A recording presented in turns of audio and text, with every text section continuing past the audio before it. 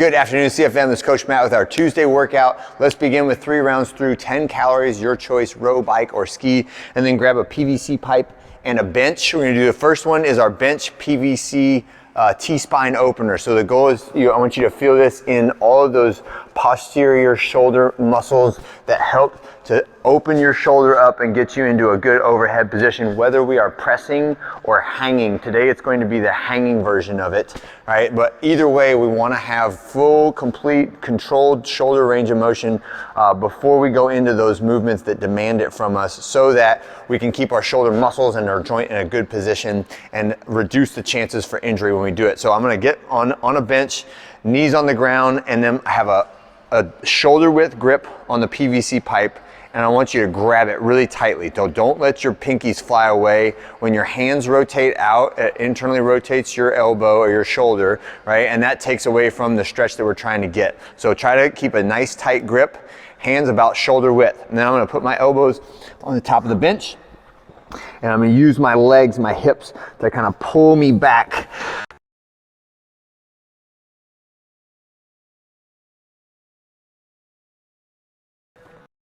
There we go. It took me 15 seconds or so.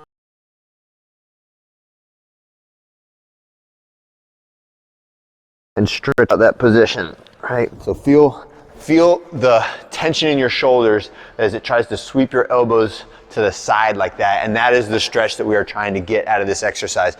Some of you guys have a really easy time with that, and others like me have a really hard time with it. So if it's one of those ones that's easy for you, just rep through it and you don't have to worry about as much. You need to worry more when we get to the kips of controlling your scapular position by using the muscles that are around your shoulder blades, okay? So just recognize that different people have different movement restrictions or different priorities when it comes to warming up the shoulders for safety and efficiency in the workout.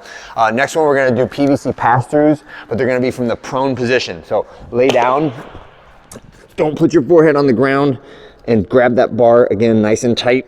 Extend up over your back, bring it to the small of your back.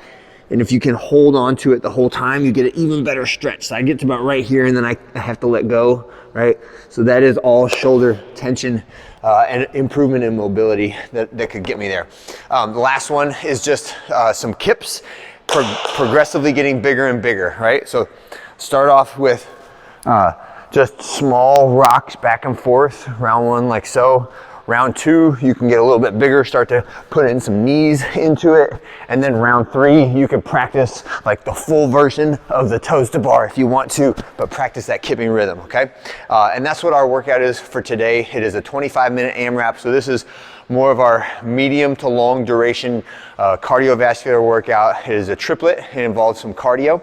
So it has the 400-meter row at the beginning of every round, and then you're gonna have toes to bar. So that was, as I was just demonstrating up there, the toes to bar progression starts with the lying leg raise, right? So I'm reaching up, and I am using my arms and my shoulders to try to pull my body up off the ground.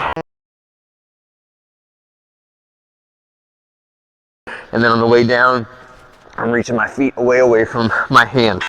Okay, so that's my lying leg raise. And then we would go to hanging knee raise, hanging straight leg raise, hanging toes close to the bar, and then toes all the way to the bar, right? So that's the progression. And whatever you do other than the lying leg raise, if you're hanging from the bar, I want you focusing on the rhythm of the kip and trying to get your knees or legs as high as you can while repeating the kip motion, right?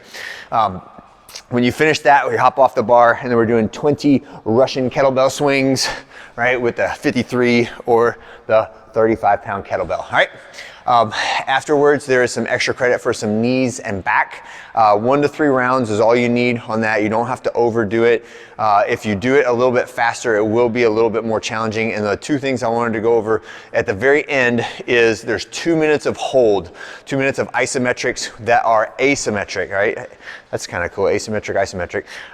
So we're gonna have the kettlebell, and we're doing, first is a suitcase hold on the left hand for 30 seconds, switch to the right hand for 30 seconds, and then we go to a front rack hold again for 30 seconds, and then to the right hand for 30 seconds, okay? So that should be 2 minutes continuous of just holding. You should be bracing the abs. You should be nice and tight and warm by the time you get to the end of that with some good fatigue in the grip and in the shoulders, all right? And that's it for this Tuesday. Hope you have a great one. I'll see you on Wednesday.